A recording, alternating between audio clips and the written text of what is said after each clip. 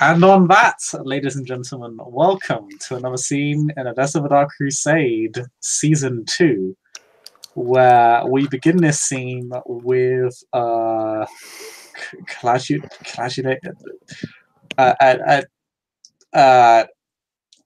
a Drystan that is having a seizure. I'm not sure.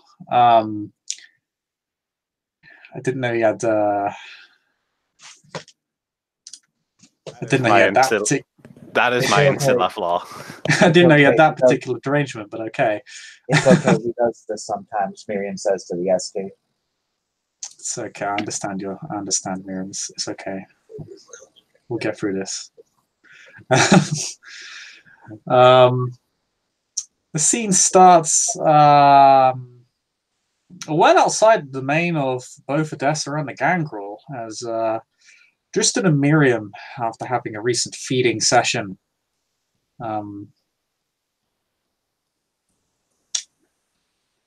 have made their way outside the city. They are traveling to, at this point, a fairly well-established forest by a few particular canines to have deigned to visit.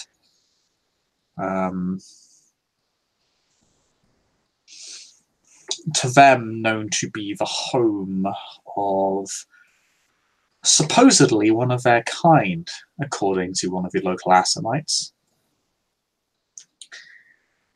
And naturally, Gangrel Primogen, this sparking her interest, particularly given the circumstances of the creature involved, has requested this Gangrel be brought to her so that they be welcomed back into the fold and that they be caught up to speed and questioned on their particular experiences. As both the Primogen and the Gangrel at large suspect that something perhaps is awry, given recent sentiments from, again, Clan Assamite. And so it is that Drystan and Miriam are well on their way to this forest, to this woodland, as they ride across the heath of Edessa, well, the county.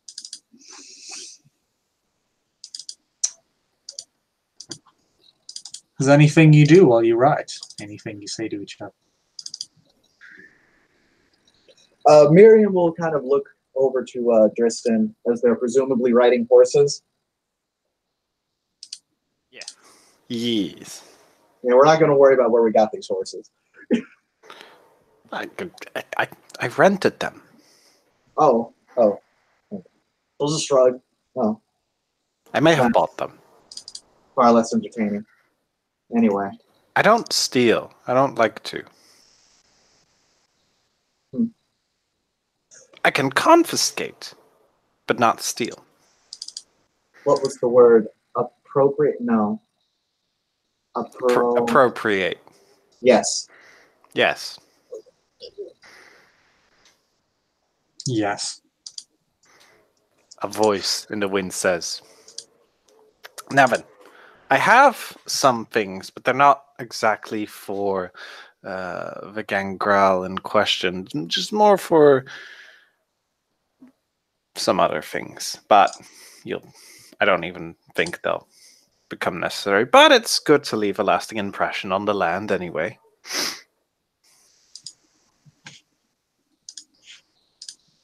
Oh God.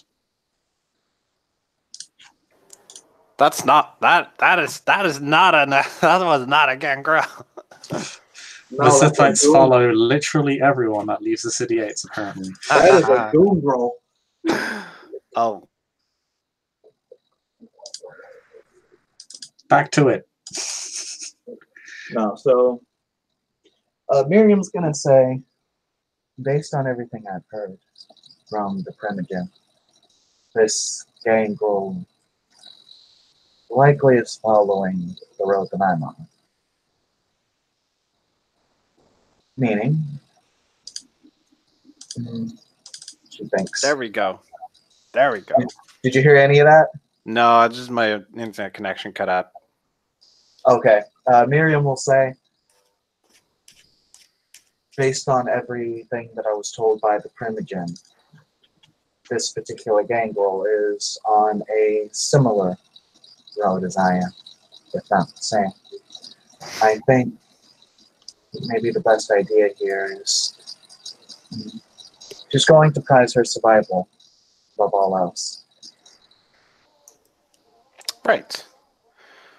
So there's a couple of things we then have to consider. What is currently endangering her survival? Based on what I've heard, the Tremere, Okay. or whatever's disappearing these gangrel. So, second point. How do we get her from here, where there are no Tremere, to somewhere wherever she is closer to Tremere?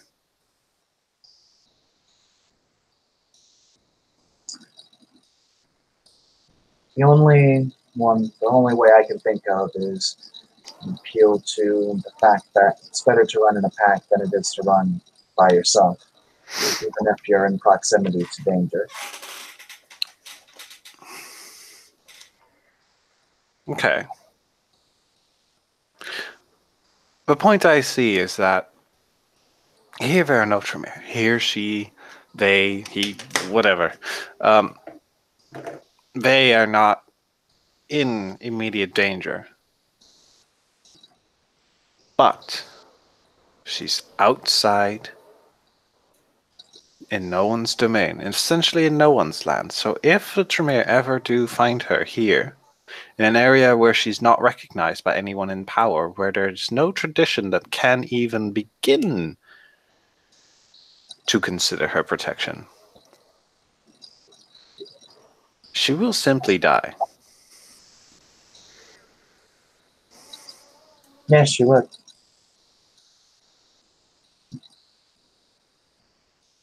So, is that the route we're taking?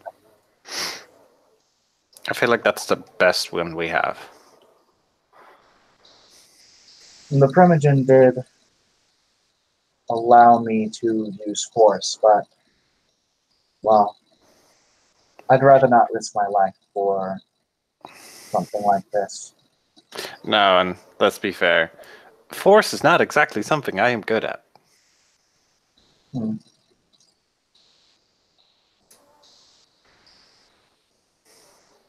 So, we work our charms. This will Miriam go puts up a fantastic. smile, and Drystan probably doesn't have the adjective robotic, but it is the most forced smile as she says use charm. Yeah, that. Your fangs are standing out, Oh, dear. retracts them. Keep it. It's good luck for you. Thank you.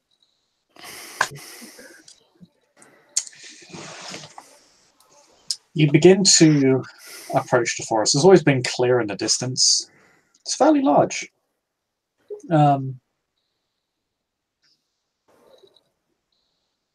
Being somewhat near the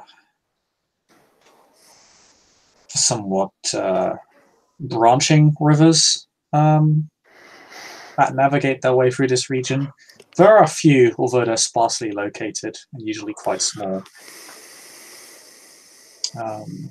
You begin to make your way up to the forest.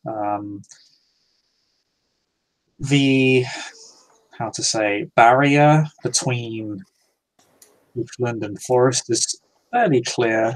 The trees are quite tall, and there is a marked difference in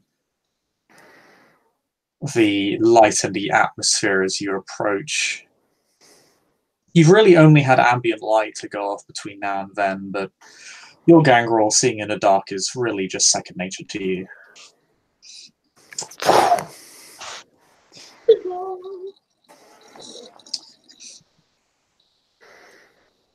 As you begin to approach, your animals, your horses rather,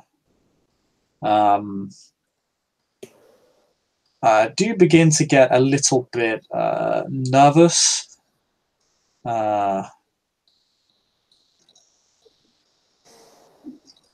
Miriam, yours might rear slightly, particularly as you kind of slow down on approach.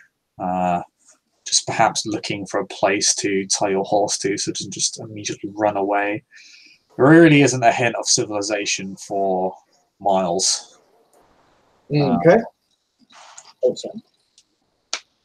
This place is quite far out from any real sign of civilized life. It's really just you in the wilderness as you begin to enter.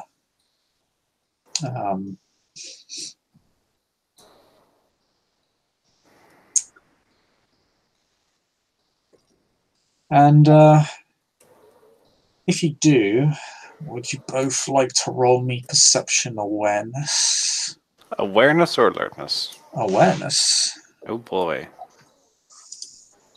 Ah, shite.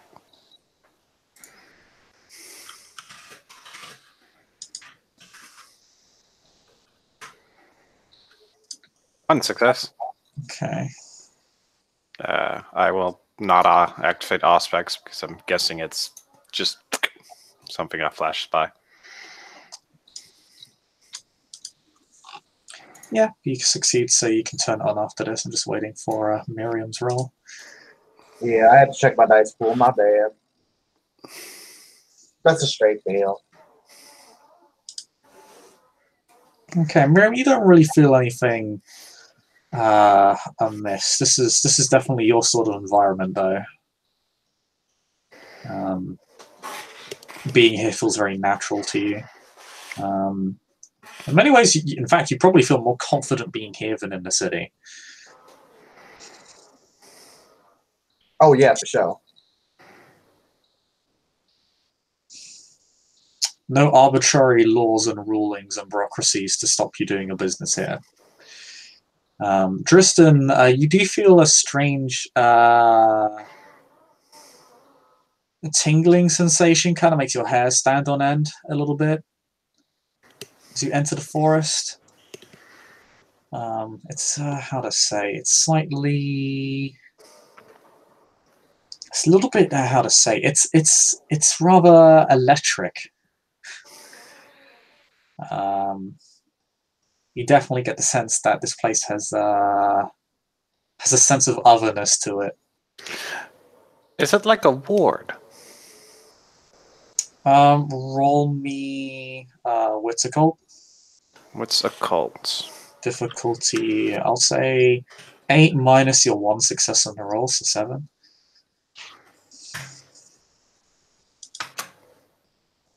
One, two, three.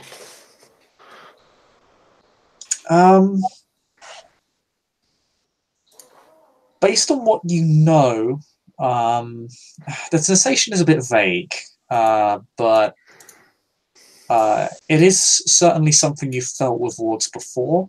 Mm-hmm. You feel it all over your body. You can't really tell if it pertains to a specific area, Mm-hmm. or if the wards are on objects like the trees. Okay. But it's, and you don't see anything overt. You don't see strange symbols painted on the trees or anything. If this place is warded, it's somewhere else.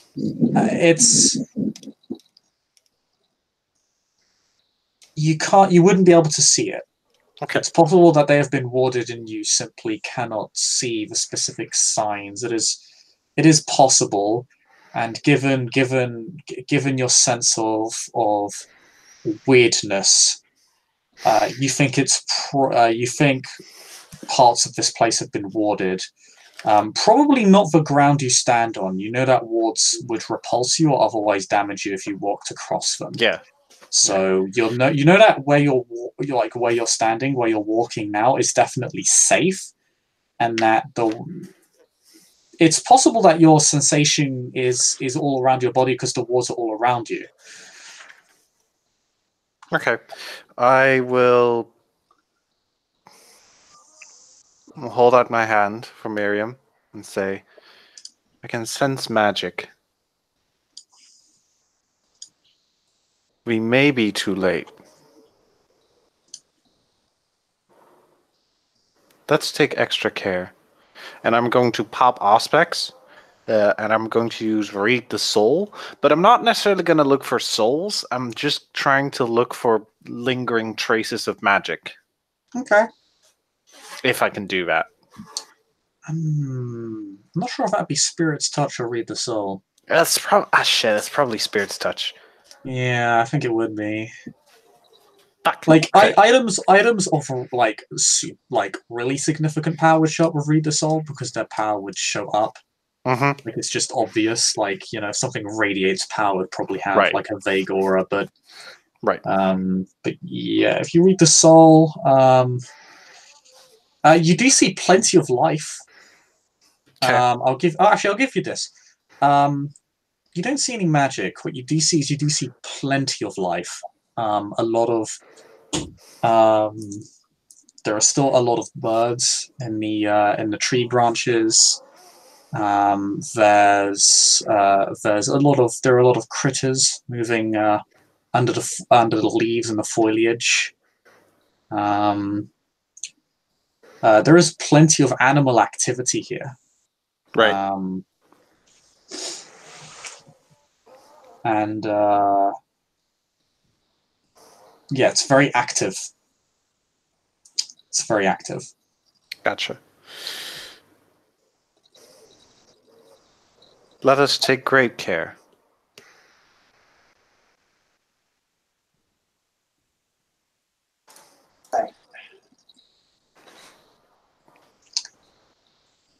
So do you guys move on forward? Yeah.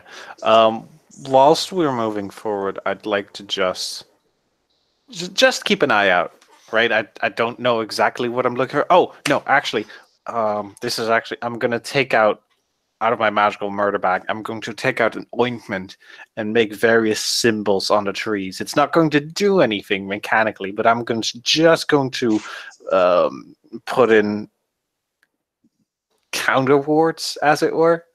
Okay. I am also going to leave a bowl of curdled milk, just for the good gentleman of the hills here. Okay. Just need to check something real quick. So please forgive me. Sure. I'll just look something up. It'll be but a moment.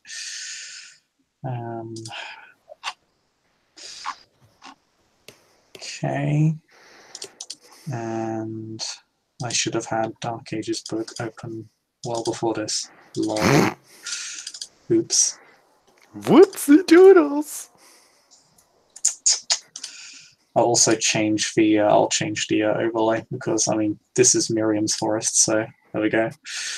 I'm just looking in the background, going, that's quite a display, Miriam. Yes.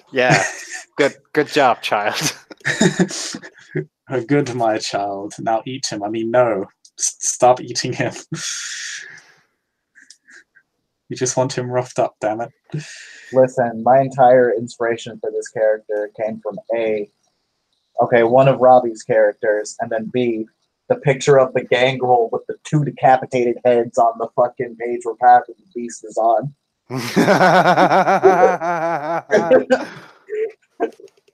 Perfect. It was like my favorite picture in the book. I was like, damn.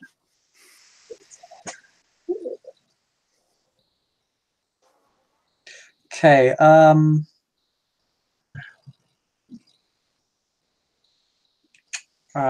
Drystan, you attempt to apply your counter wards to the trees, and you feel it's when you put your hand up to the tree, it's kind of like the air turns to syrup.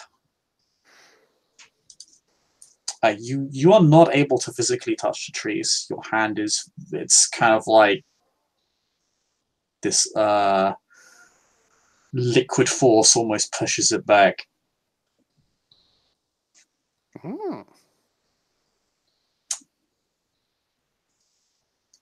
You may spend a willpower point and attempt to make a willpower roll at difficulty 9.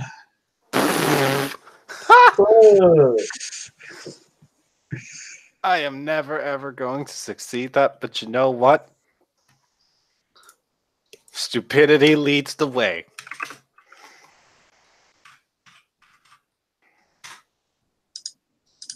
Oh, I fail. No, you're not able to do it. Shit. You can try multiple times. Nothing prevents you from trying multiple times, but this is a very strong. You succeed a lot at your wits occult, so you understand that this is a ward. It's meant to prevent you from tampering with the environment. It's a very strong ward as well. It's a very strong ward. This was not cast by a trivial spellcaster.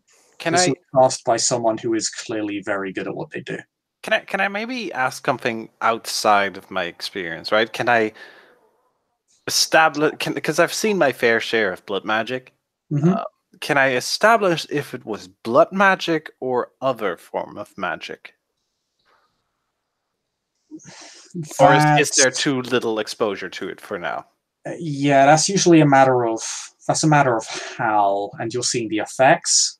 Right. So it's usually, you'd need to see the process. Like something like Spirit's Touch could help you with that, because you'd literally relive the process. But I don't have that. Yeah. So no, and it appears the wards are unseen, which is also either that was done manually or another spell was cast to make them invisible, which is possible. You've seen that. That is possible via a lot of different forms of sorcery, but blood sorcery is among them.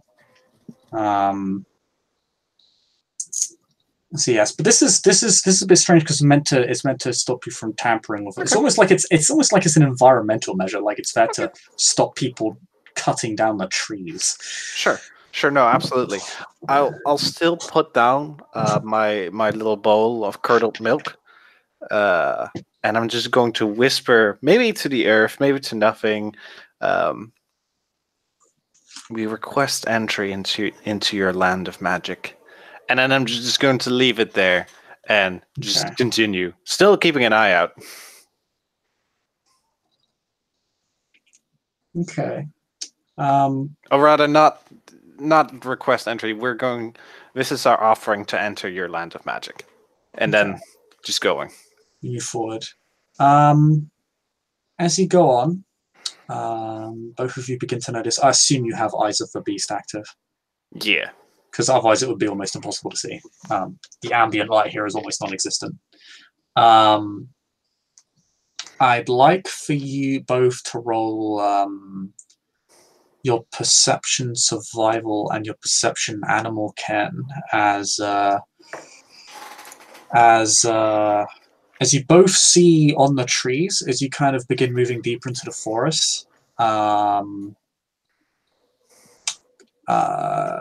Pieces of bark that have been ripped from trees. Fairly savage-looking claw marks. Okay. And both of you understand that these almost seem to work. It's almost like a primitive stop sign. Okay. So first perception, survival, and then perception, animal ken. Mm-hmm. Yeah. Perception survival first. I'll use Auspex. Okay.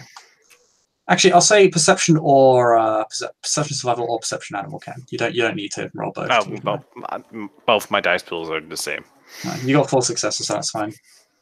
I'll say actually, Max, you're working with a -1 diff because of your aura perception earlier. Yeah, I've got Auspex too, so I get -2 difficulty. Ah, yeah, even better. Yeah, your Auspex helps you out here just fine. And of course, none of you suffered darkness penalties. Yeah. I am made for this shit. Specifically spelunking the darkened areas of the world. I am here. Yes, Miriam, your roll as well, please. Oh, what are we rolling?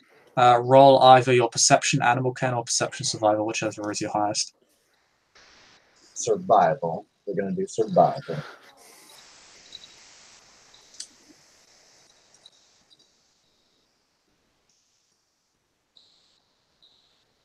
The diff is standard. I've got 4. Wow. Okay, both of you. I think Max, because of your all specs, you get 5, and Miriam, you get 4. So both of you actually roll very well.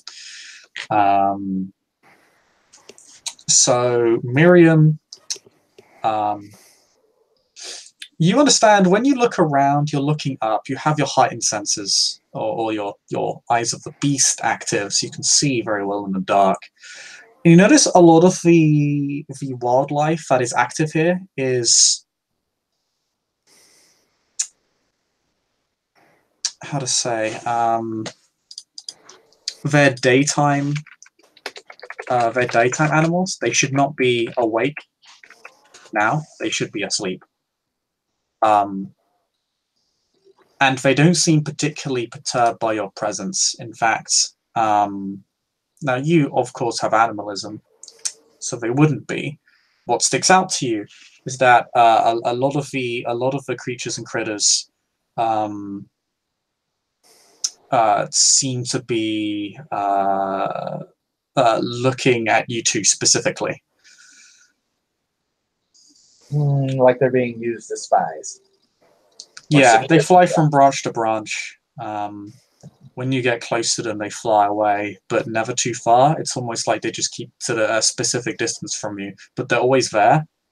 And you got 4 successes, so you can track individual ones, and you see that they never go too far away from you. The creatures on the ground, they're underneath the foliage. They're very difficult to see, even with Eyes of the Beast, because they're small critters that hide beneath foliage. A lot of the time, they're just completely obstructed by the leaves and the dirt. But again, there's always some of them that are just near you at all times.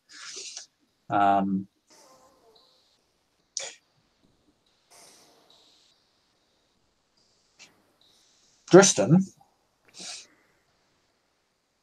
Yeah.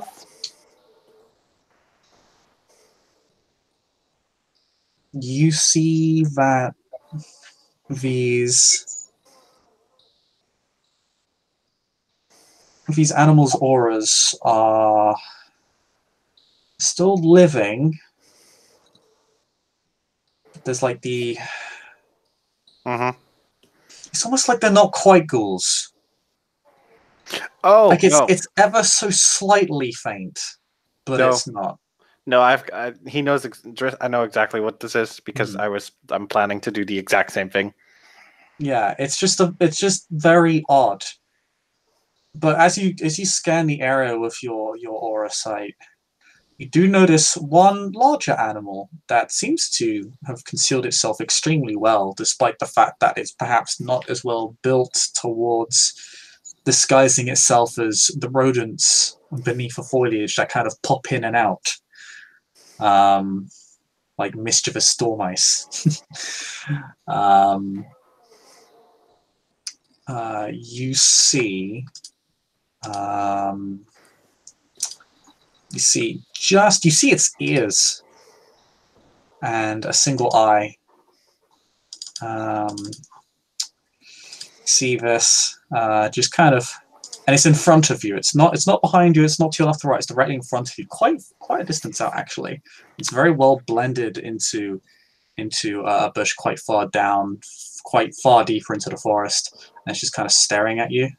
Is it an actual fox? Like, does it have the height of a fox, or is it like yes, bigger? It's a fairly big looking fox from what little you can see. So it's a bit bigger and broader than most, but it is like it's done a far better job of hiding itself than any other creature here. Okay. And in addition, it has pale blotches in its aura. This animal is definitely a ghoul. Okay. I will walk closer to it, still keeping a fair bit of distance, and I will lean down and I will use animalism to talk to it. Okay. And I will say, "Hello, friend. We wish to speak to the master of this forest. Could you inform them?"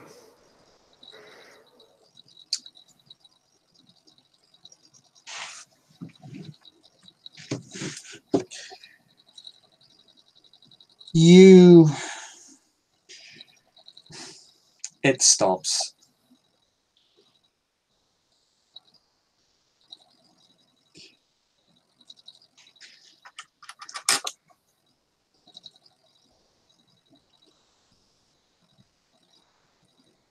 You smell like one of the others that came here a few weeks ago. One of the others? I presume you are of the same blood? It speaks very eloquently and intelligently to you for a fox, and uses terminology that an animal should not be able to use. I do not know if I am of the same blood. I don't know who the others were that came here some time ago. I am me. If we share a bloodline, that can happen.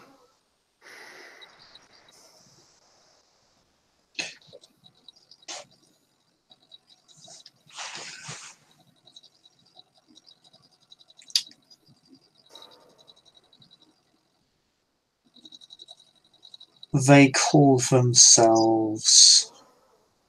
And then it thinks to itself. Torvald, and the dark-skinned one was Kadir. That's what they named themselves. Ah, yes.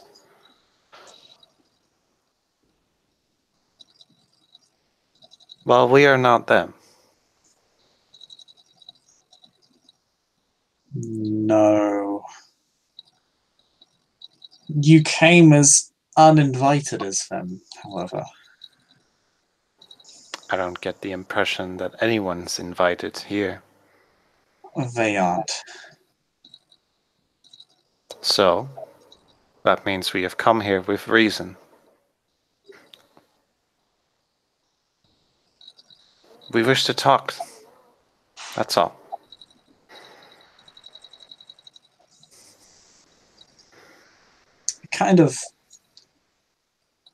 It closes its eyes, one side of its face, and bears fangs and growls, but it's almost it's weirdly human-like. It's almost as if it's in some sort of frustration or exasperation.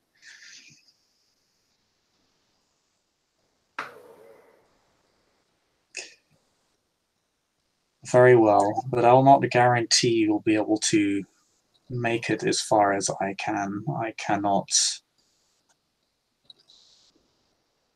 see you through. Oh, believe me, I don't think anybody can.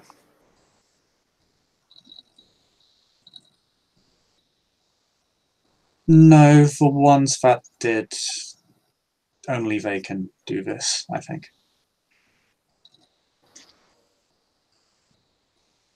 Well then, do we follow you? Or do you take the one we wish to talk to here?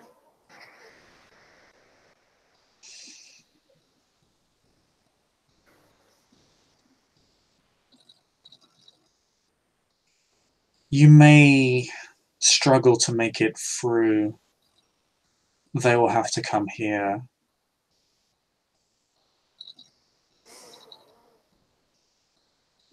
All right. It will prance off. I'm going to turn to Miriam and just say, so that was what the fox said. Fuck you.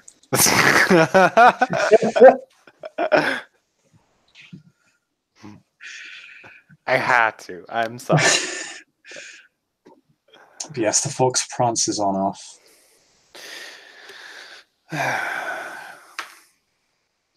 The beast is going to get its master, and it will meet us here.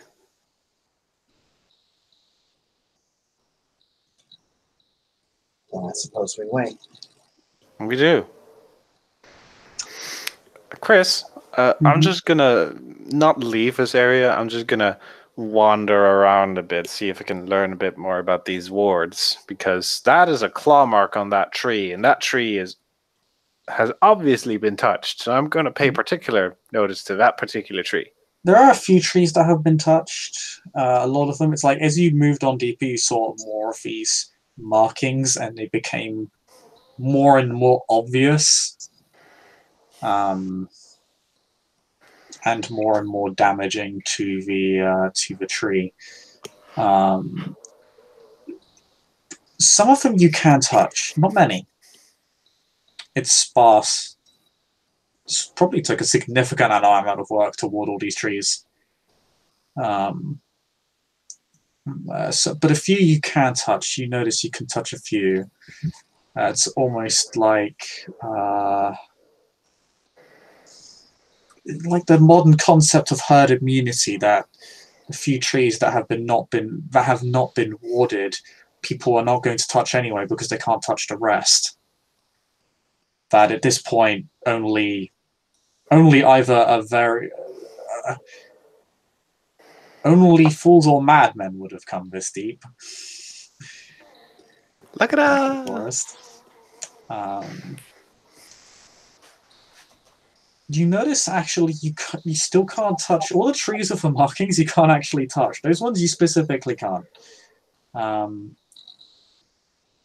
It's the same repulsion. Definitely been warded.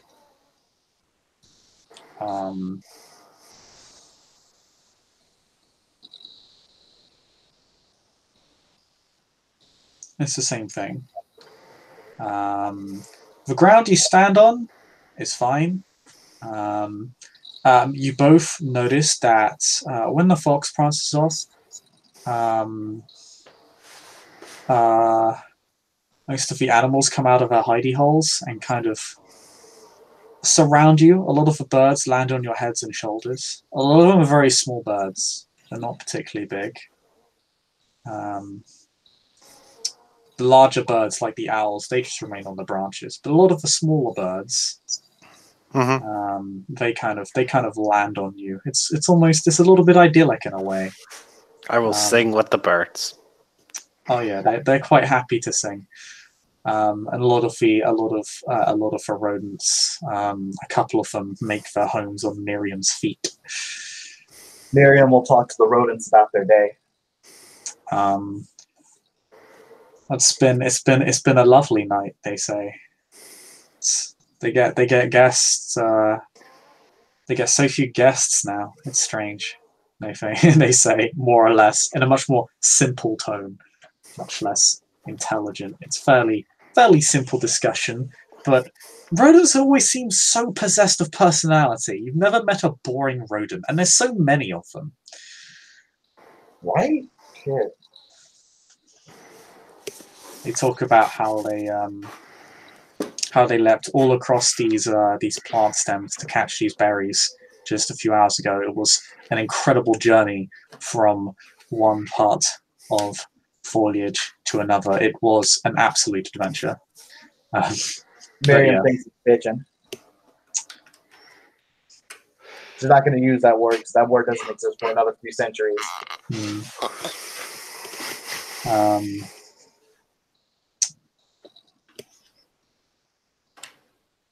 Yes. Eventually, the fox makes its way back to you.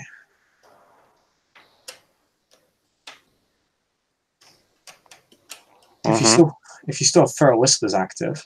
Oh, well, yeah, definitely. They will meet you at the threshold. The threshold? It simply begins. It kind of turns and begins walking down. You're on a very slight slope. It's almost unnoticeable. You kind of move down. You move down to a stream, and across the stream again. The stream's very shallow, and you get to the base of a fairly small hill inside this forest. You also begin to notice more predatory animals, either asleep or skulking around. Again, like a few foxes, maybe a leopard.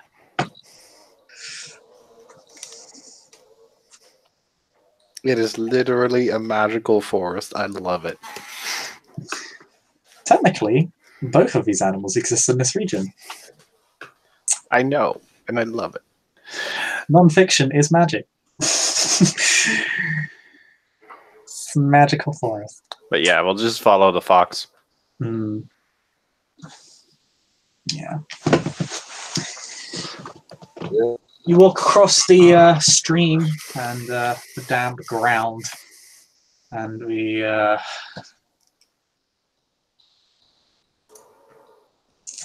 crunchy foliage and leaves and bark. You can really tell this place is quite untamed. It is just... You're probably the first people to set foot here in weeks. And you make your way to the base of this hill, and you can see there's been there is a small cave in the hill. It's more like a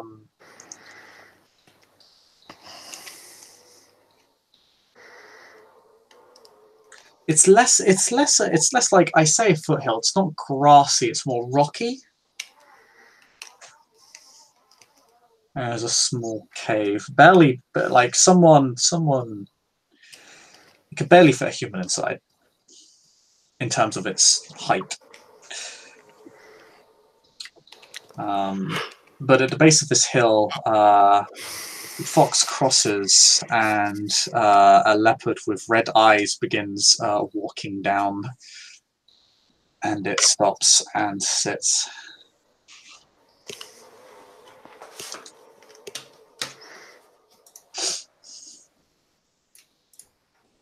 Hello.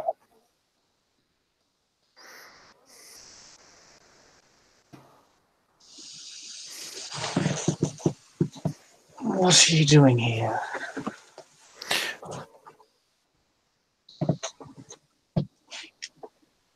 We came to talk to you.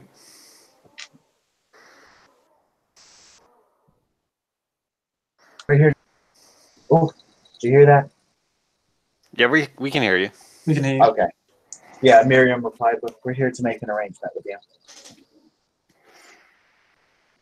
Arrangements have already been made.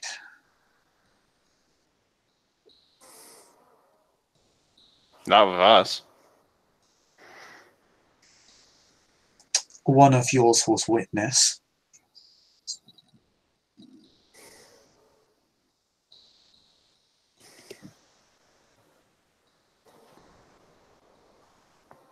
I don't see nobody here but us. His eyes narrow. Look. Its voice is effeminate, by the way. Okay. Look. Word of your existence through this person came to us. Who are you? Well, I guess introductions are in order. I am Drystan, of the clan Gangrel. Skald at all things. I'm Miriam. Flying Gangrel. I don't have any fancy titles.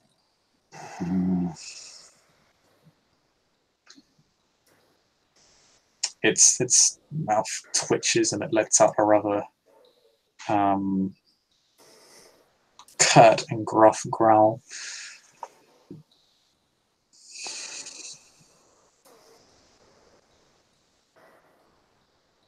Why are you here? We would like you to join us to meet with Aurelia Gaia.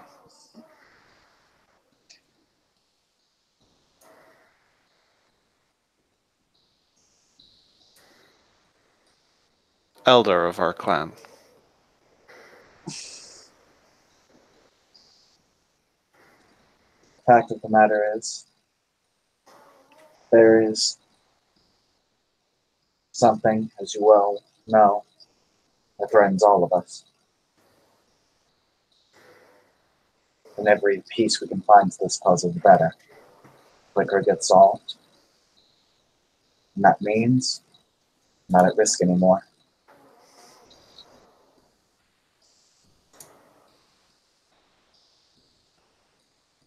Correction. It means you're not at risk anymore.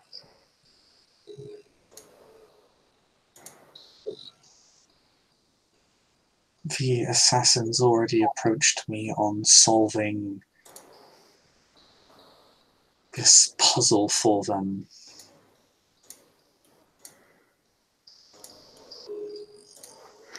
The assassins, quite frankly, whilst they're involved, don't have their blood on the line.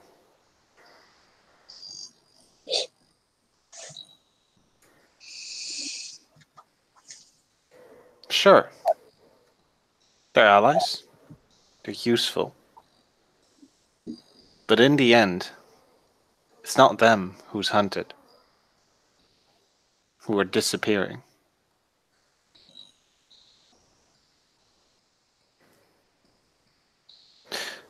Now then, we've made our introductions.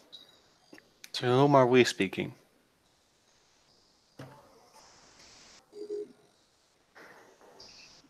How many winters?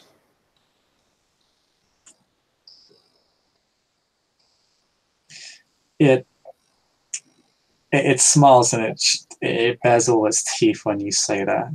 That's a far better metric than a name.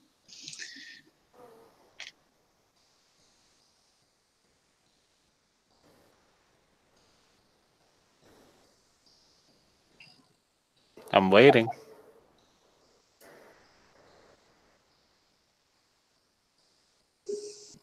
Many I can't. Much of this was lost.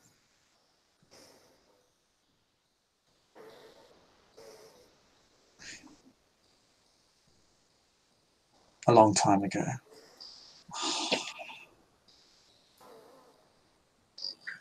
Well over 100, I think. He looks somewhat frustrated.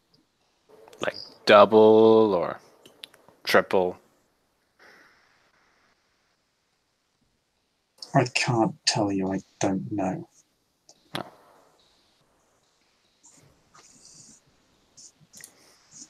Well, I wouldn't be able to tell you your winter count.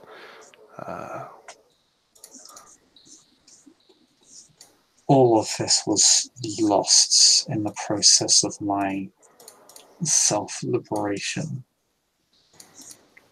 Your self-liberation.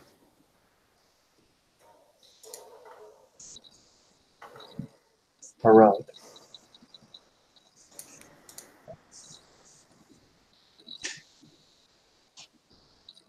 Did the assassin not mention that to all of you? I figured it out. Yeah. No gangrel or assamites to save my hide.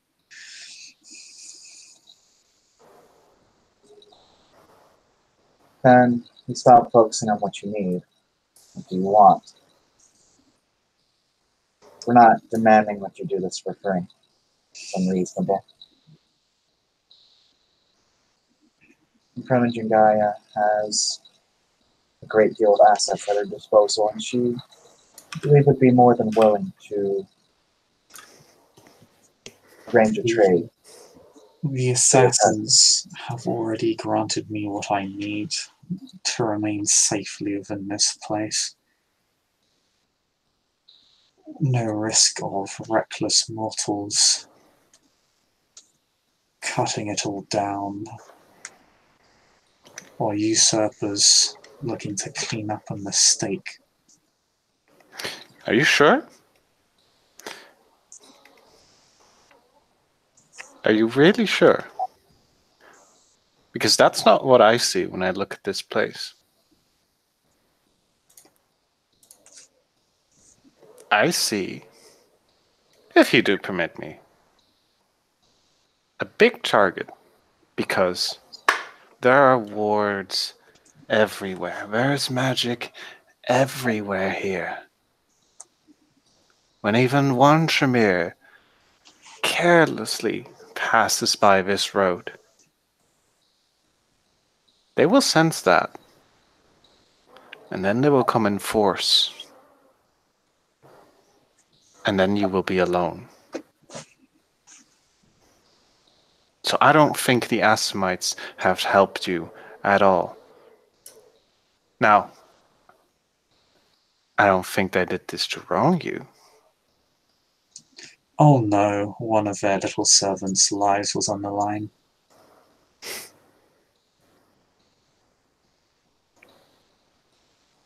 Good for them. But the point stands.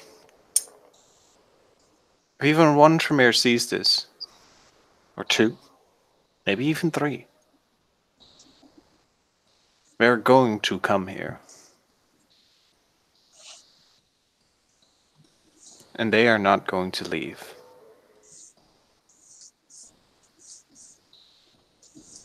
So we propose another way. We propose for you to join us to Gaia, to speak with her. And if you so desire, to stay there, so the pack can protect each other.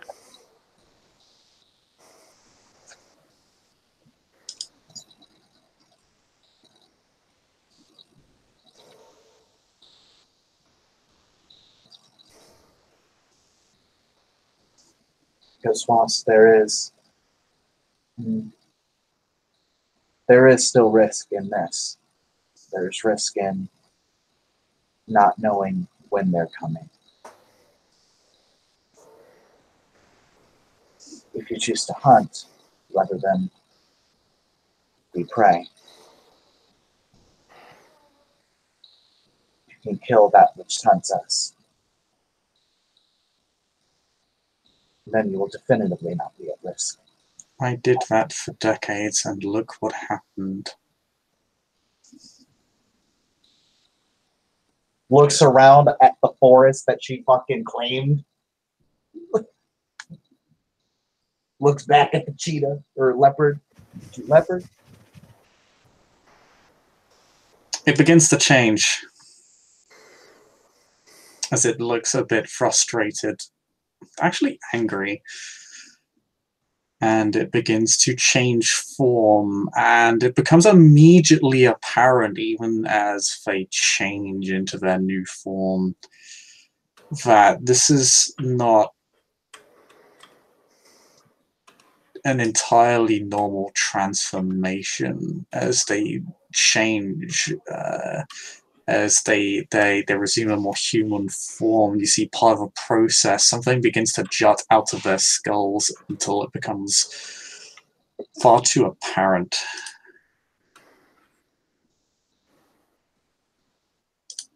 Oh boy. Oh boy.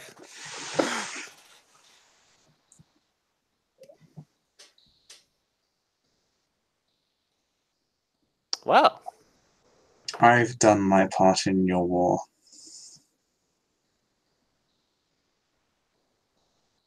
we're not asking you to join it. We're simply asking you to have a conversation.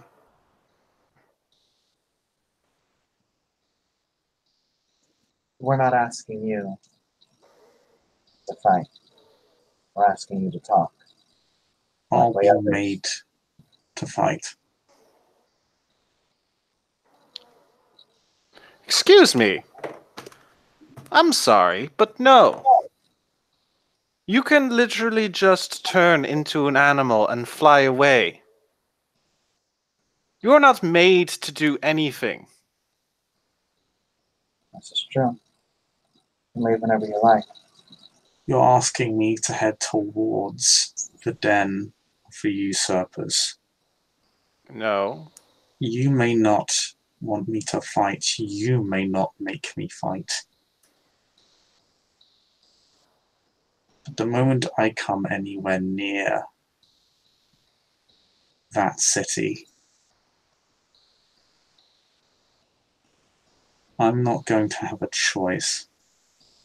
And why is that?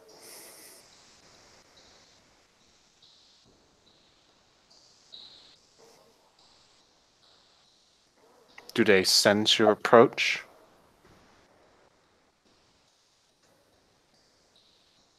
Do they sense that you have joined with us and not even entered the city, but simply walked miles around it into the wildlands? Do they sense you flying off, if you so choose?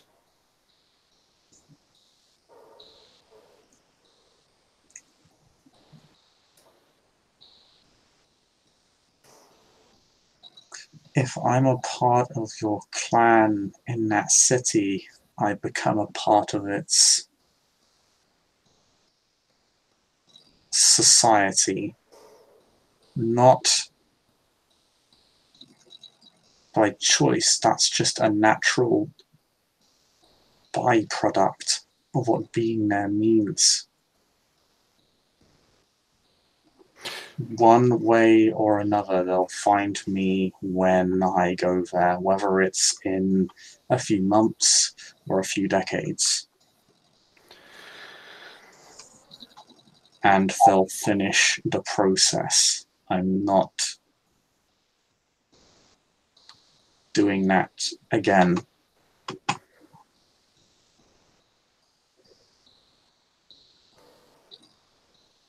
I didn't have the Saracens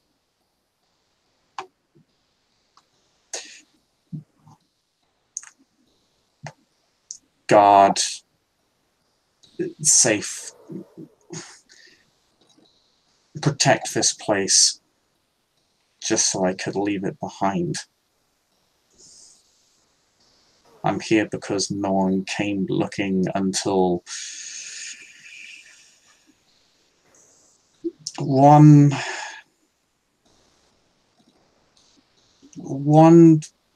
foolish neonate decided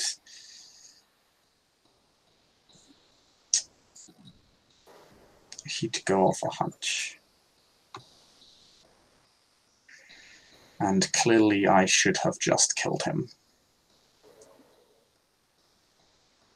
Well, let me ask you this. If you're concerned about this, why are you still here? You more than have the ability to leave this place and be as far away from the usurpers as you so choose.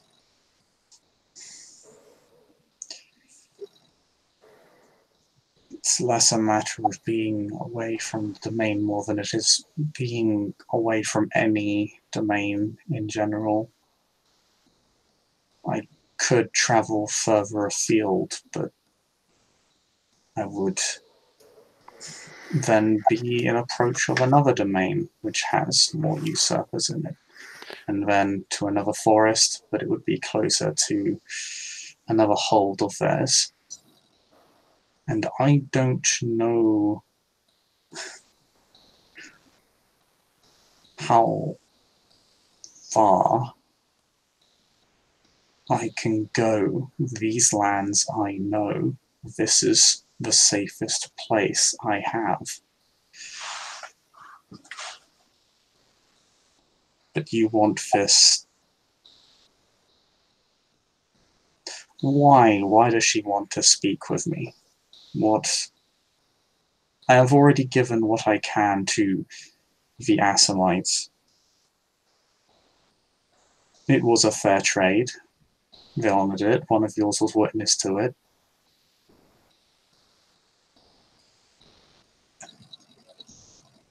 What makes me of any more value other than just being another body?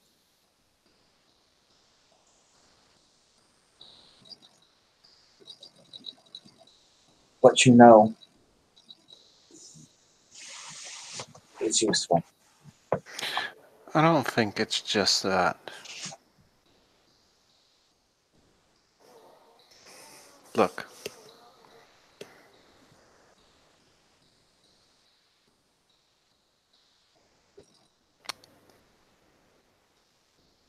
For years now,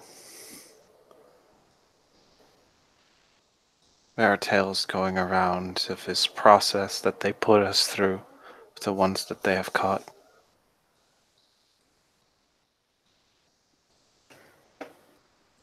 There's only one glance necessary to see what has been started.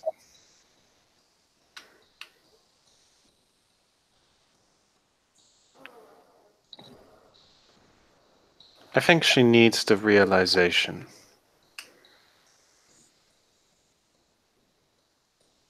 She needs you.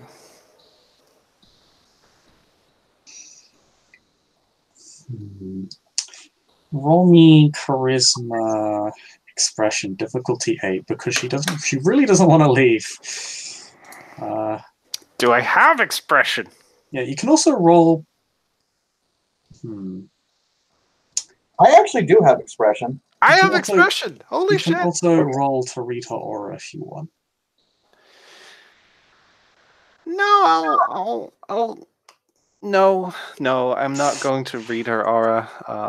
I've put my bid in this. Try and convince her. I'll read her aura later. I would like to spend a point of willpower. Okay. This is not a good dice pool, guys. How much is it? 4 dice. That's the same amount Miriam has. It's fine. Hey, do I get bonuses because Miriam helps me? I'll say you can both roll, and that way, even if one of you fails and one succeeds, it still has the same result. So All right, Hey. effectively, it's twice as many dice. I will spend a point of willpower. Just say. cool.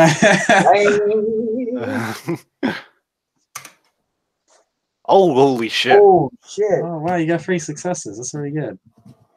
Miriam I Bosch. won. But No, no, but she had Miriam gets the willpower. 1 success because she spent the willpower. Okay, yeah, no. Oh, thank God Christ! That would have been a nightmare otherwise.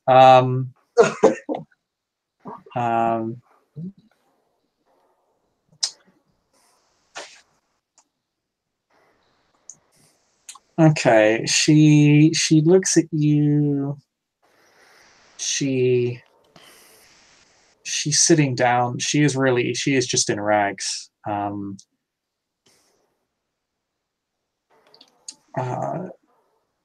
I haven't really given her a proper description. She does look as she does in the overlay: short black hair, beady eyes, the curved horns that are these curved bony horns that kind of curl around the sides of her cheeks and burst out of her that jut out of her temples. You can see like other small bony tendrils that haven't really completed also coming out of like the back of her neck and the bottom of the back of her head, as well as her skin being very grey, like not pale, just stone grey.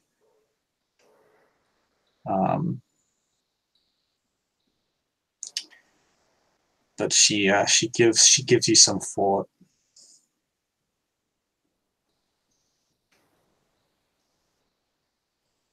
Does she not fight for your clan? Another thing you really notice, she always says your clan, not ours.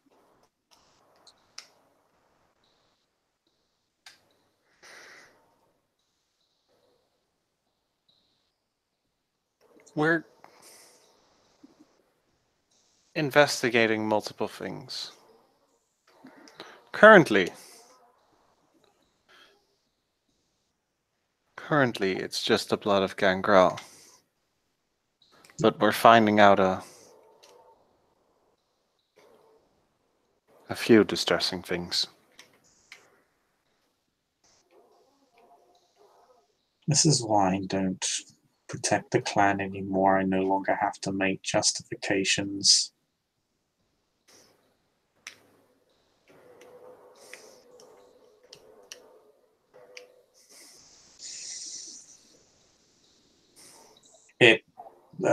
she closes her eyes and looks very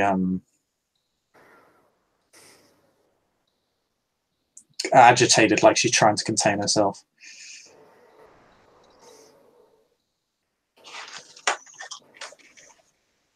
Just slowly opens them again.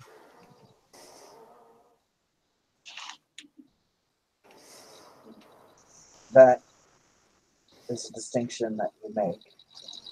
If you wish not to be lumped in with us, that is your decision. What will happen if I talk to this elder? Quite frankly, I'm going to look at Miriam. I don't know for sure. I'm not going to be a prop. I do not wish to be a witness. I'm here because I do not wish to draw any more attention to myself. Her face looks very tense. How about this? She's biting her lip a little bit. We can, myself and Drystan, can see to Gaia that whatever you say, whatever information you give us, you will not be revealed as the source of that information.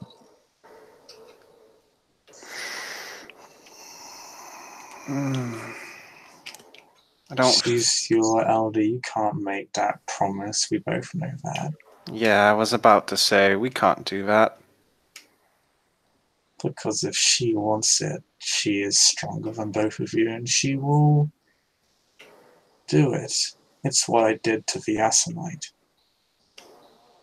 I took his ghoul, and I got this. She kind of points to thin air.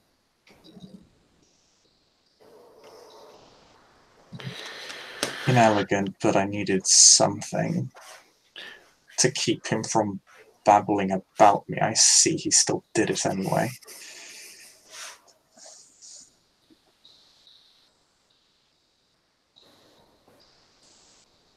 But at least he can honor his word, I suppose.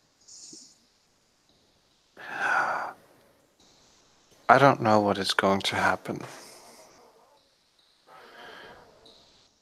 Quite frankly, Aurelia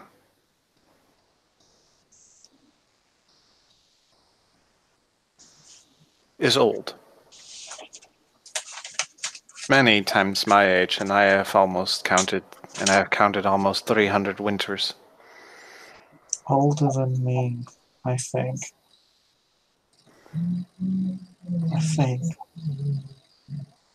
She looks kind of lost when she says that. She looks a little bit empty.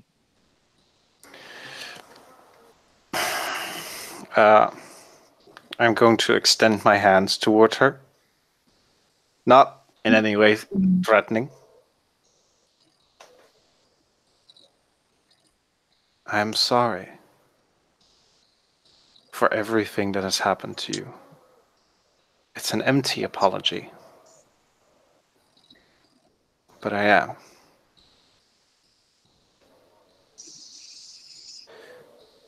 And I would like to do something about it.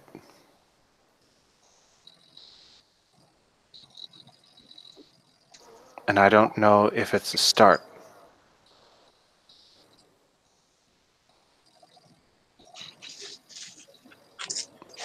But I think at least Aurelia can point us in the right direction.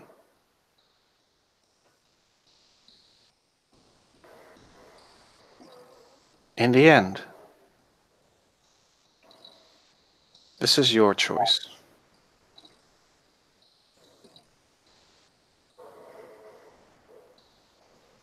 Can I make...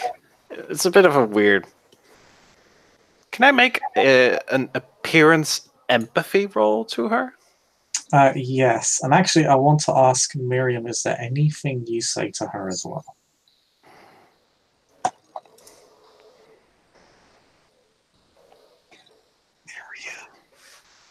No, I'm trying to think.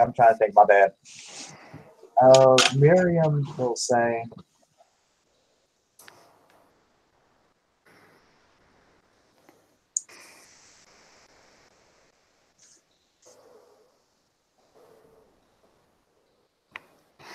once all this is over with, we won't need you anymore, and you can come back to your forest. And with all luck, no one will need to bother you again.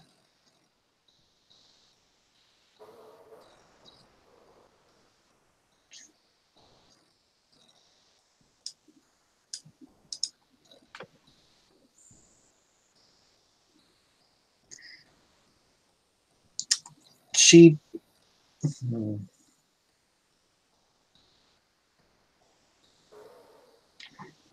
Yeah, both of you make your respective rolls. Cool. I'll say because you got a fairly high degree of success on the last roll. This one can just be standard. Okay. Still gonna spend that willpower. Same. Ugh. Let's go, boy. Let's Same go. roll. I'm making an appearance empathy check. I don't know what your roll would be. Probably just doing- charisma expression. Yeah, I'm sticking with that.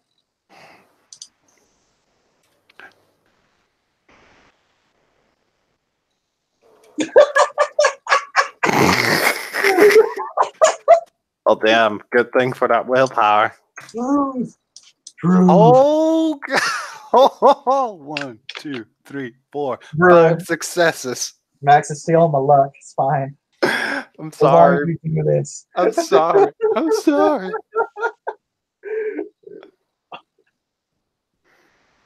But yes, I'm standing there with my hands extended towards her.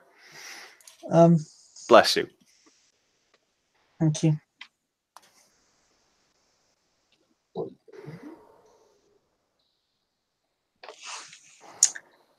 All right. She 5 successes. she twitches.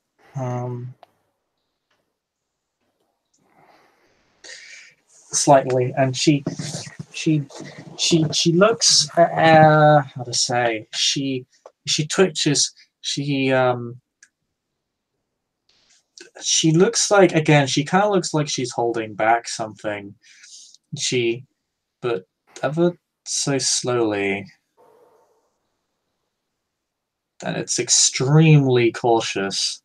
It's very twitchy and very stop-start. She will slowly reach out and take Tristan's hands. And she just simply says, "Do not make me regret this."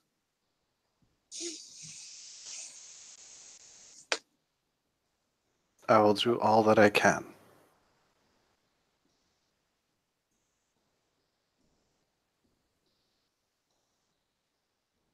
Promise me I won't regret this. You will not.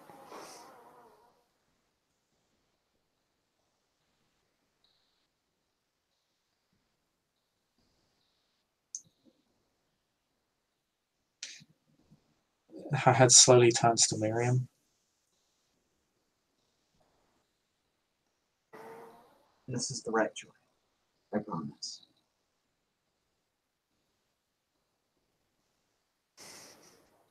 Promise me. Oh, did you not hear that? I think I did know, sorry. Okay. Miriam says, "I promise." And she does say that with an amount of conviction. She's not like bullshitting that. She slowly steps forward.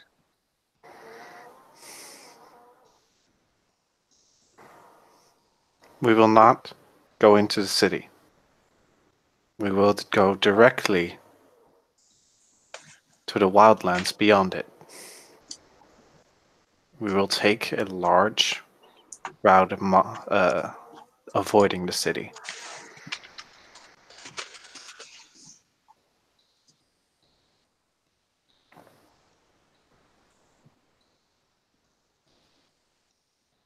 Okay.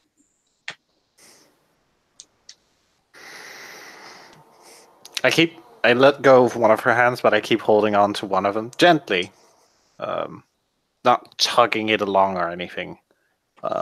Yeah, they're more like holding onto your wrists, and it's actually a very tight, uncomfortable grip.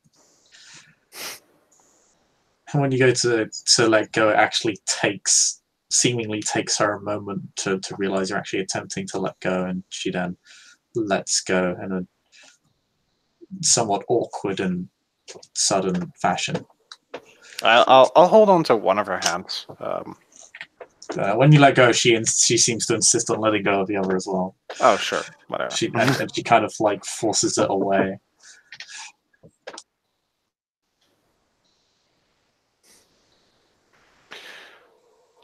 Our horses are that way.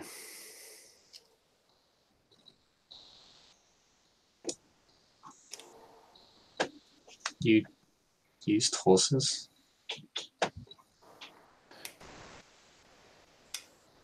My developments of our disciplines have been focused in another direction instead of our shape-shifting one.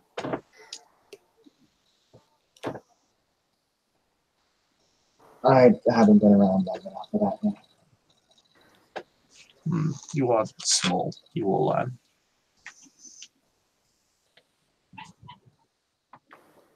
Oh, what You haven't been around. You are small. You will learn.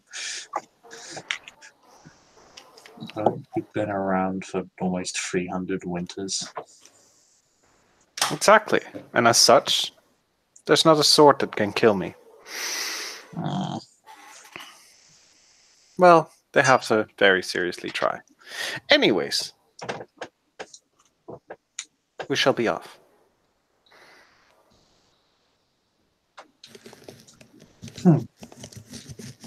She just kind of huffs and begins sauntering off.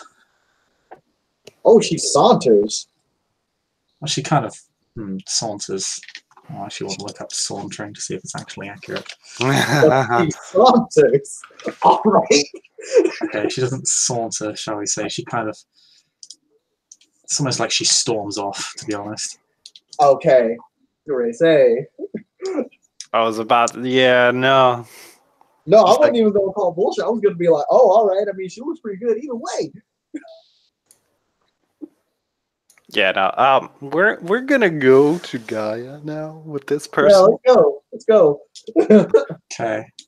She will turn into a bird.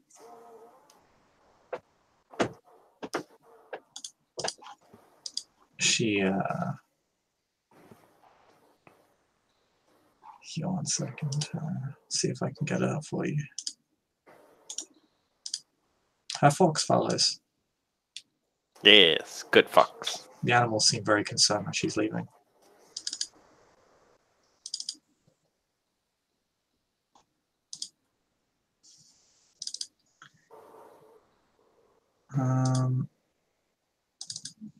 Good that.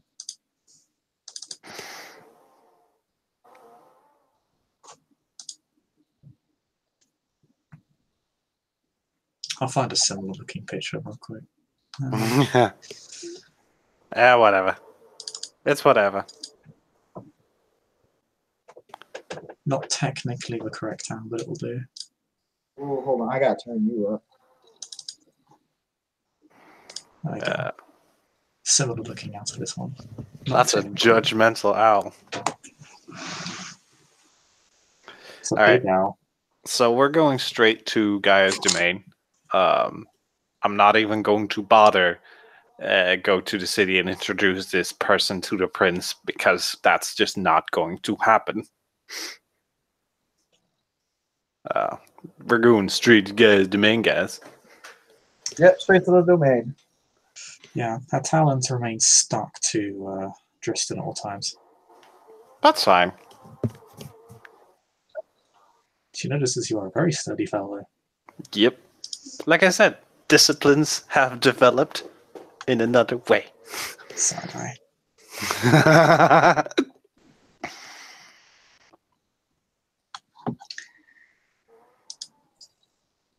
But yes, you ride and you ride and you ride. And you want to cover the meeting with Aurelia now? Yeah, why not? Yeah, go ahead and get that taken care of.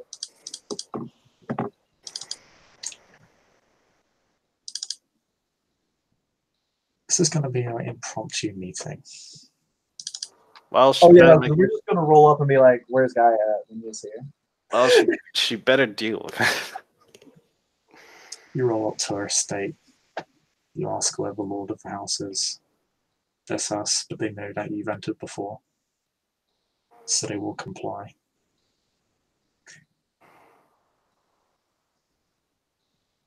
Eventually it'll be Guy that meets you at the gates, and we'll see you around the back of the house.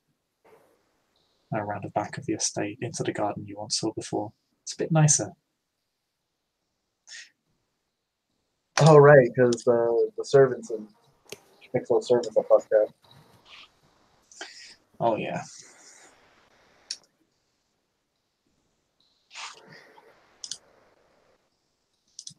Are you sure this one is a gang roll? Yes. Oh yeah.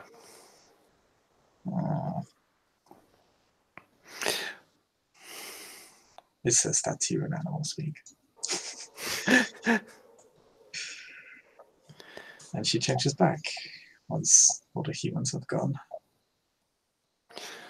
Primogen.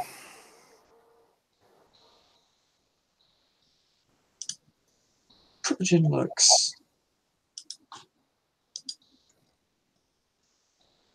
Her head turns.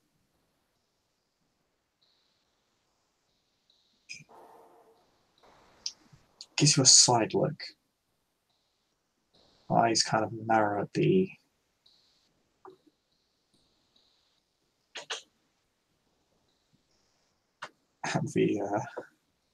other gang you've collected. She looks at her with a degree of surprise and suspicion, or something else.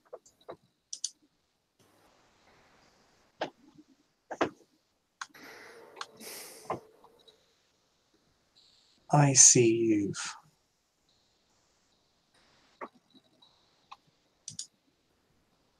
you've brought me the person I asked for. Yeah. Thank you. I'm thankful that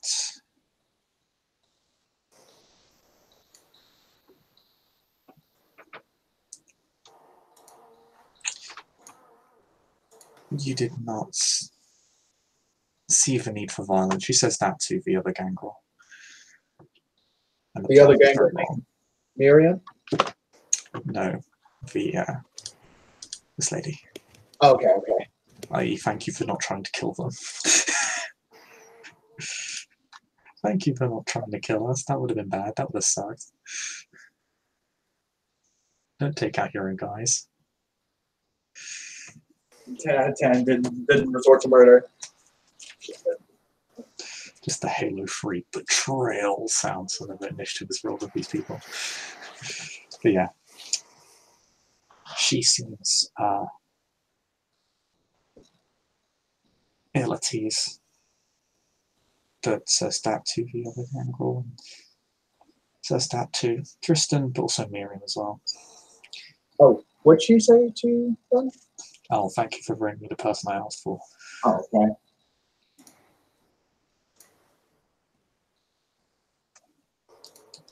There's a lot to get through, so I shall be quick.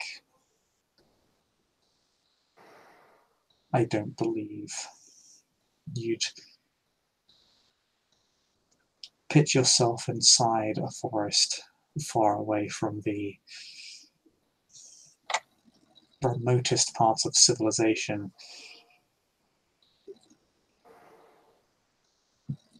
just to take some time out.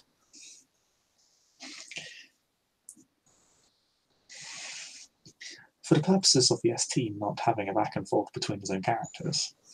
Yeah, that's fair.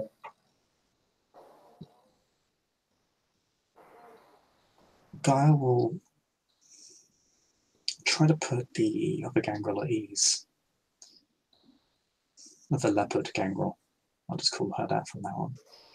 Trying to put her at ease, but she's not at ease at all. She remains incredibly tense throughout the whole thing.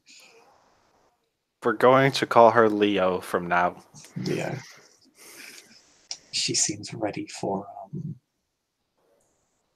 a fight at any time. Like, you can tell, like, the way she moves, like, she twitches. It's just, like, she's literally waiting for anybody to make a move.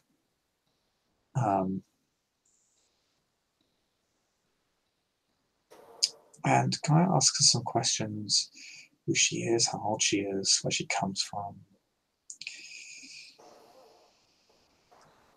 And those 3 questions go unanswered. Leo cannot answer any of them. She doesn't remember.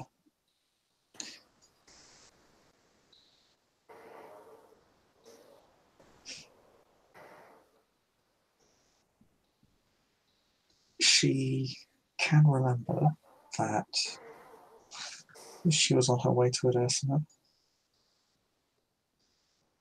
She wasn't planning to stay, she was just going through.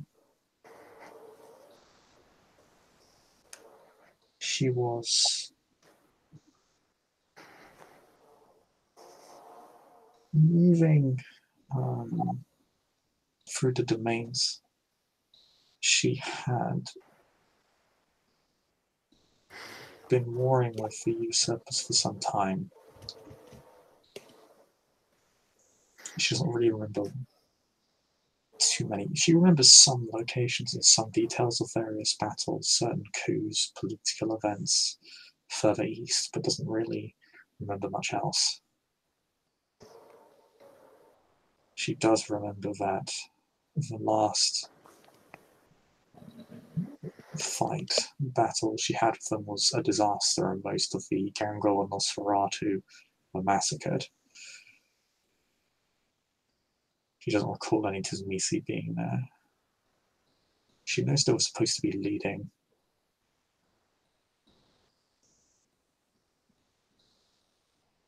But they rarely took to the battlefield.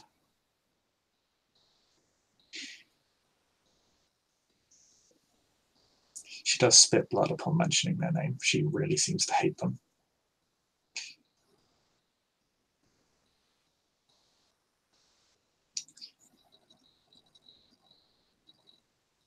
She recalls as she made her way to Edessa, just a few miles out, she was struck at by various mortal groups, most of them no problem. In fact, she used them to feed. She simply defended herself and fed upon the bodies. But on the night she was due to arrive, she was accosted by a group using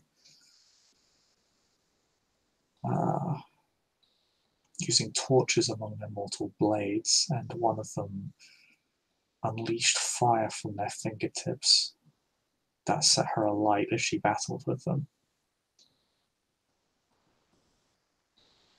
She felt it burn the entirety of her body from the inside out until she believed herself to have died, but clearly she just entered torpor.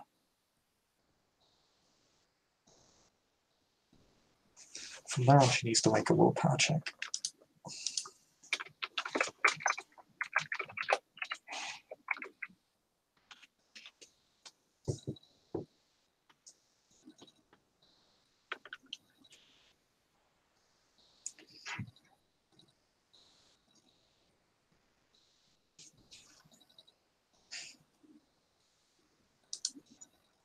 She succeeds.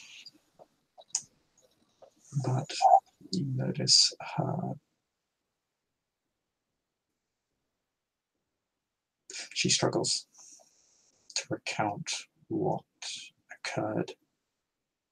Next, it's less what she witnessed. It's a witness statement, but it's more like she's just describing various sensations.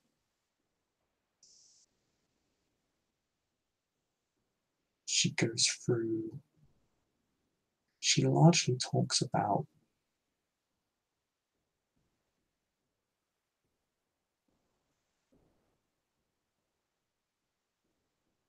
a sense of coloration and pain, and how everything felt very blurry. She couldn't see properly inside her cage. Maybe she defined it as a cage. The way she defines it is something else. It's more like a cocoon of sorts. She becomes somewhat. She suppresses it, but you can tell she's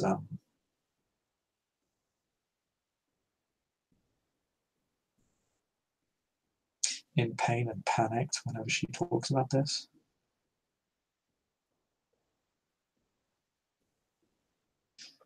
She tries very hard to look strong.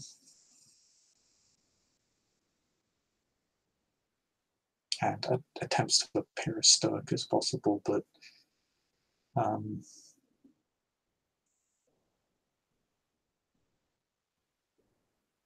it's just such a clearly empty sentiment.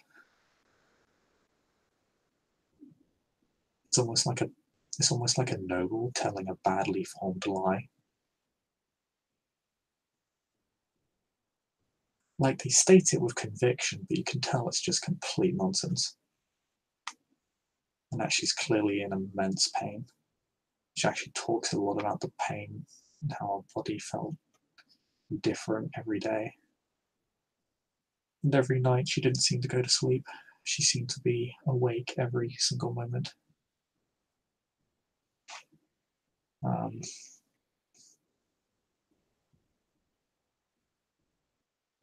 She recounts drowning in blood that she couldn't really get any taste of.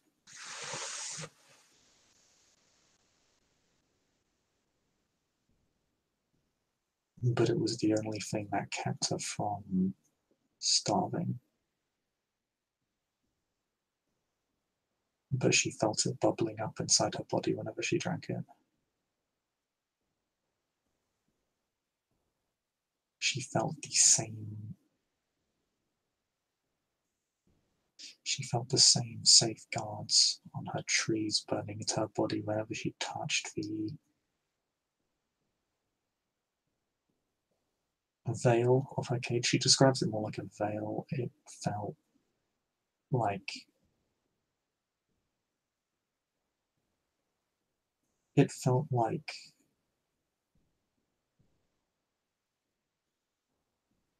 she describes it as like being the heart of a body, but you have hands and can reach out to the rib cage, to the blood vessels.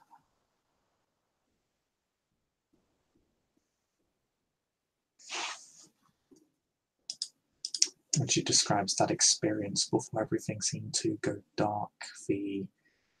She heard something for the first time in her life outside of what was happening inside her cage, her cocoon. She heard faint booming noises. She sensed something acrid. And hours later, everything went silent as her cocoon fell off a hook on the wall. She's not sure. And it began to bleed open, and in doing so, strangely, so did her body. Before she ripped herself free from the very cocoon that was attempting to destroy her as she was inside of it. The veins that were attached to her body, it's almost like they were slowly causing her body to crumble, almost like a parasite killing its host.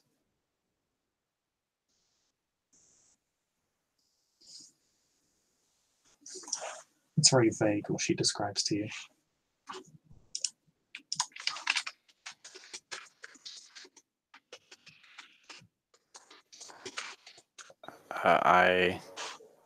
I'm just gonna look at Gaia.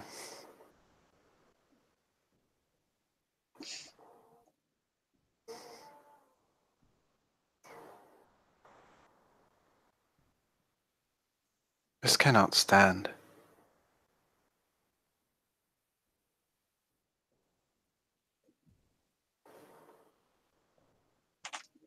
This must be answered.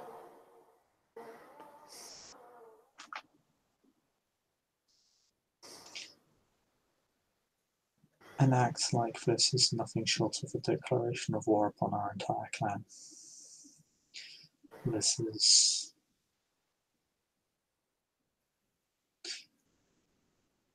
beyond the pale. This cannot happen here or anywhere.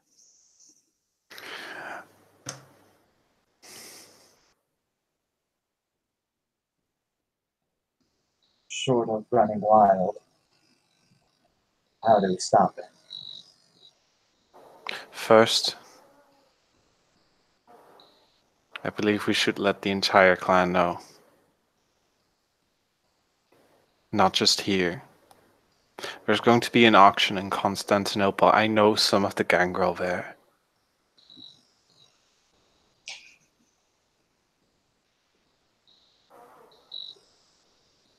Yes. Although our eldest, Pharaoh, has seemingly met the final death, I know his child.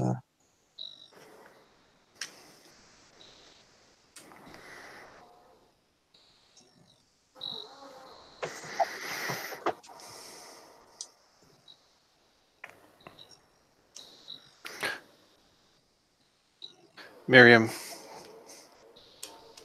we should check in with that pack of rats in the sewers and see if they have already gotten back to us. Yes. This has now gone beyond waiting for Al-Qadir and his associates. We must act, and we must do it now, because every moment that we wait,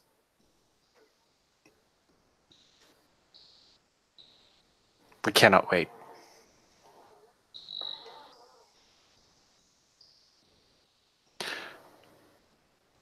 Primogen, what are we... Leo, what is your plan? You've acquiesced to our requests. I don't think we're going to hold you here against your will. I'm just gonna shoot a quick glance to Gaia and just like, we're not going to, are we? Okay, good.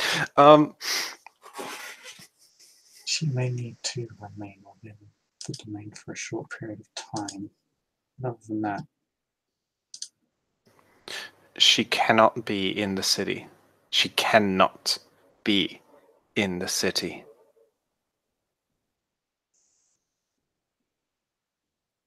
no, if she goes anywhere near that place, She will be safest in your domain. and that's what I was going to suggest. My domain is frankly more secure than any forest.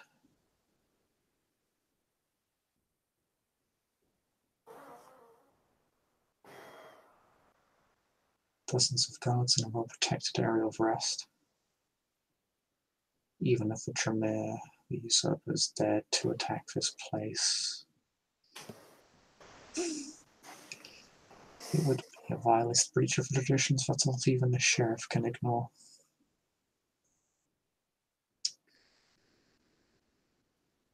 He has placed a vast amount of his reputation on them.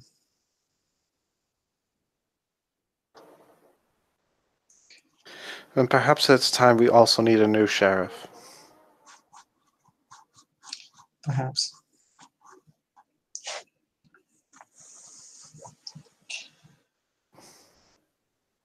But I can tell you what the result will be if he does not cooperate with us. I believe the prince is already not too muffed with him. She owes her place here due to him, but at the same time, his lack of action on various matters has made his position less secure than it otherwise would be. She owes him no prestation. He is there as a favour from one venture to another. All right, then.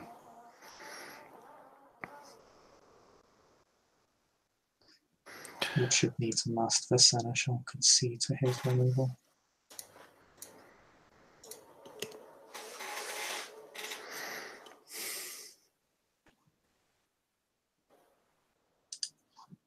I'm going to go make sure things are all right in my domain, in my haven, and other places.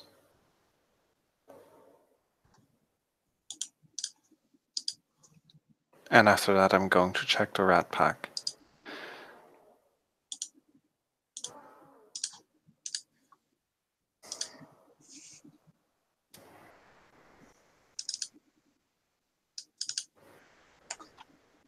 Do so.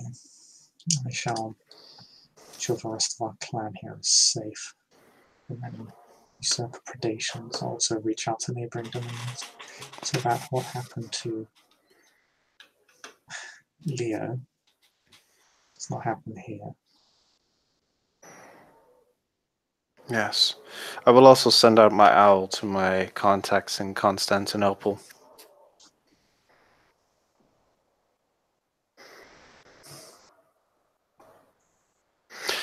Good night. Good night. Thank you, both of you. I'll come by every night and visit you, if you so want to, Leo.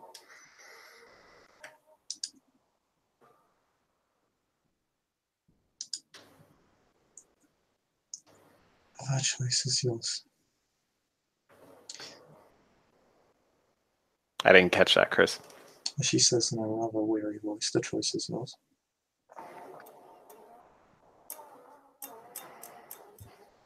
She Okay. kind of steps back from you in a rather paranoid, primitive, panicked sense, and just kind of begins sinking into the earth. You notice she is shaking as she does so.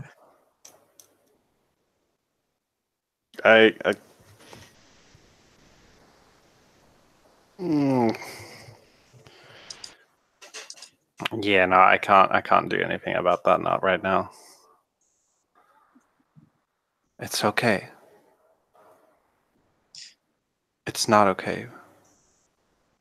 Oh, she vanishes into the earth, so isn't she Earth Mouse? Mm-hmm. Okay. I didn't catch that. But yeah, no. I'll just stand there for a few moments. Like a Miriam, like a Gaia.